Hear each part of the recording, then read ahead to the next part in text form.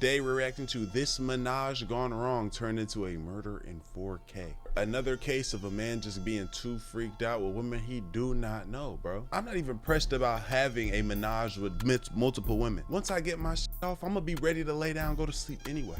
Video the 8 News Now investigators obtained shows 25-year-old Brian Altamirano Solano walking hand in hand with Brian Altamirano Solano. He happy as hell walking with these hoes. He too happy, and they just like, oh, I know exactly what we're gonna do to him. He's smiling ear to ear. Oh, I can't wait to do what I planned on doing tonight. With Erica Covington and Ariana Taylor, smiling 20 in the mug minutes shot before the women are accused of killing him.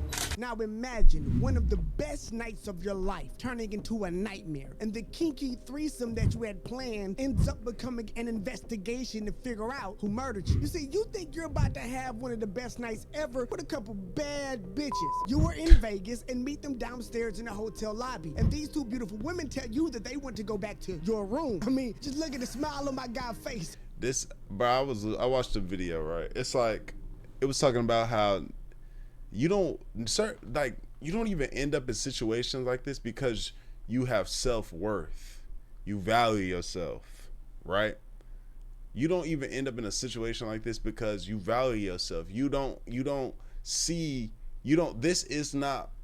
This isn't worth the risk. You know what I'm saying? You think about the risk because you value yourself. You know what I'm saying? Like, this nigga didn't, rest in peace to him. But it's clear, because no nigga that has self-worth is gonna be like, oh yeah, I'm gonna put myself in potential danger for relations. You can't tell me he didn't think that he was about to get some ass. I'm just saying. But unfortunately for him, these two ladies had other plans, and now his loved ones are trying to deal with losing him as the police try to put together who these women were and why they were seen running out of his hotel room after being the last one to be seen with him alive. Well, this is the story of Brian Altamirano Solano. The two suspects are Erica Covington and Ariana Taylor. Both just 20 years old, and while they look innocent, this is 2023, and like most criminals these days, Instagram got them caught up, and they were able to use their Instagram to figure out who they were, where they were that night, what they had on, to find the evidence that they used against them, and where they were hiding out. They don't care if we know where they are. So again, people, if you're going to do a crime, stay off of Instagram. It just don't work. I just keep showing you, it don't work. But we are going to get to their full story, the footage, because we have a lot of it that links them to the murder and how the police was able to, in the crazy way the police used Instagram to track them down and then solve this threesome going wrong. But before we get to that, I am Joe Stone, and this is the Church of Joe Stone podcast, where we find the most provocative and shocking news and take it to church. Jesus Christ, guy. Thank you for the video. Fuck. Altamirano Solano, a man who was seeking asylum all the way from Nicaragua in pursuit of what I'm pretty sure was a better life. Well, that didn't last long for poor Brian, because little did he know his life was about to take a tragic turn. In room 534 of the world-renowned Caesar's Palace Hotel, a place that's known for luxury, not murder. But this brings us to two cousins, Erica Covington and Ariana Taylor. The two cousins I think Brian thought that he was gonna score a hot night with, because apparently he didn't give a damn if they was real sisters. But back to the story. On May 14th, Brian found himself in the company of the two young women, Erica and Ariana. Caesar's Palace surveillance cameras caught the three individuals talking in the valet area around 2:14 a.m. The camera recorded the trio walking and even laughing in a hallway around 2:36 a.m. on their way up to Altamirano Solano's room, 534, where things would eventually get crazy. And yeah, but this is where another twist comes out of nowhere and throws this story in another direction, and investigators had to navigate this, and it's an important detail. The room Brian was staying in was registered to another woman, a mysterious woman who was apparently involved with Altamirano Solano, but left the hotel around 1:30 a.m. that same night. Apparently, she met him on a texting app and arranged to meet for a steamy rendezvous at the hotel. This nigga was so horny. Good God. And that's where she left at 1:30, and then I guess Mr. Solano thought he was not done and was looking to have some more proper Vegas fun. And unfortunately, taking things a step too far may have been what got him killed, because it seems like he had scheduled one hookup, and when that one was over, he thought that he might have came up on a second one downstairs with two more women. But unfortunately, when things are too good to be true, they usually are. Because back to the story again, the surveillance footage caught their meeting and showed them going to the room with, and they behind them just plotting,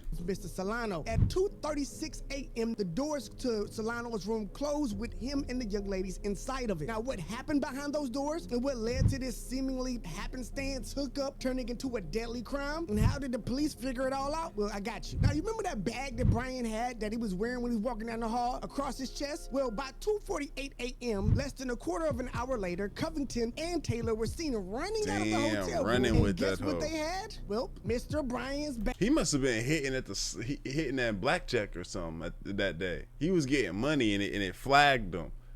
He must have been running some shit up this day. Seems Or like this they night. had robbed him on the way out. And Mr. Solano, well, that would be the last time he was seen, and he would remain in room 534 with his life cut short with a single gunshot wound to the chest. And as the women ran out of the hotel room, no one knew at that point that he had been unalived. They eventually went downstairs with Mr. Milano's bag, took off, and then allegedly were seen hopping into a stolen white sedan and then disappearing into the Las Vegas night. It was not until 11:15 a.m. that housekeeping would discover Mr. Milano's body. And this is where the police would come in and start trying to figure out exactly what happened. Who were these women that were caught on camera leaving his room? Obviously the last ones to see him alive, because he never is alive, because they run out and he has a bot and they have evidence that no one else entered the room. So now they're looking for these young ladies, and well, again, this is where the story gets crazy, because with the two women caught on camera, it was up to police to figure out what happened and who did it. And again, this is where things get wild, because just 5 days before leaving Brian's body in that hotel room, Miss Taylor gave her number to police officers willingly as a part of a domestic violence case that she was involved in. They then were able to, once the investigation started, to pull up their Easy. So easy too. That was like,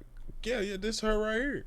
This is her number. social media accounts, including her Instagram that gave them a play-by-play of the night that they were with Brian. One Instagram video showed Taylor wearing the same clothes she wore on that night and posting her outfits with her cousin before they met up with Mr. Brian. And then they were able to find Miss Taylor through, of course, Miss Covington's Instagram, which led them to her. And then also more Instagram posts of them being even tagged at the same location as the hotel. So you can't say that's not you. You can't say you wasn't there and that you did not see this nigga before he was gone. You supplied it all to police. Thank you. You made their job super easy. All in one place, real easy to find. But this innocent check-in on Instagram at Caesar's Palace wouldn't be the only slip-up.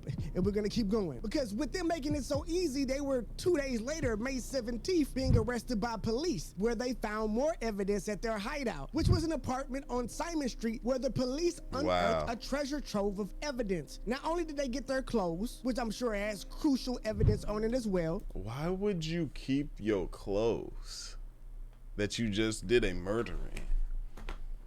Why are you still in the area, in the same place that you just committed a murder? Like, why wouldn't you get rid of your clothes? I don't know what's going on here. It's been days. And not only does that match all the footage but in the post, but also a Glock handgun magazine that matched the same type of bullet that was. These are idiot. Like, these are glad that they got caught, but these are idiots. We kept the gun, we kept the clothes, and we stashed them in the same spot.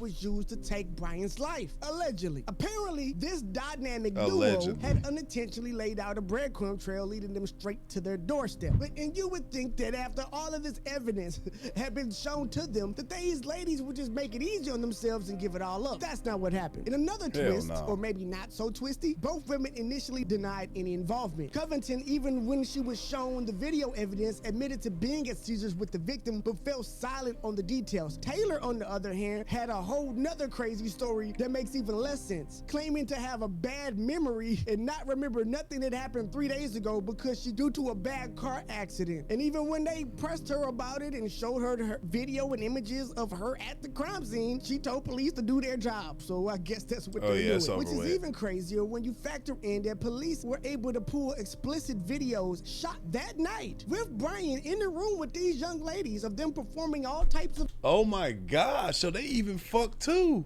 They fucked too. They was able to get everything. They fucked as well. At least that nigga got what he wanted before it ended.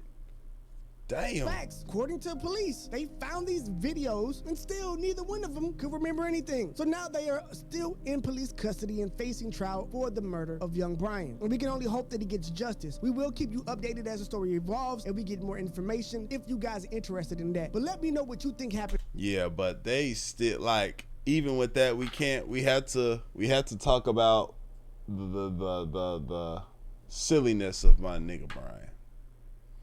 The silliness, the damn, the lust being controlling a nigga's brain. As men, we gotta learn self-control, bro. This is never a situation. I don't desire this. If the closest this could be was a link, I met you, I really felt you out really well. I put, like, it wasn't an area where I knew you could get me. We dolo, this some went to the Airbnb. My niggas also, we booked the Airbnb in a different city. I met you somewhere. I really felt you out. I thought you was cool. And I was really like, bro, it's this such a crazy, like, it would have to be such a crazy scenario. We went back to the Airbnb. Everybody felt you out. Everybody knew where you was at. And then you was like, fuck it. I'm still going to sacrifice trying to knock this nigga off. Even though all these people know everything. I don't know. Let me know what y'all think, though. Like the video, sub up, comment up, binge recipes on the channel, man. And y'all send me some videos on Instagram, bro. Let me know these types of videos that you want me to react to for this channel. Love y'all. Appreciate y'all. I'm good for y'all. And we gone. ADD, let do it.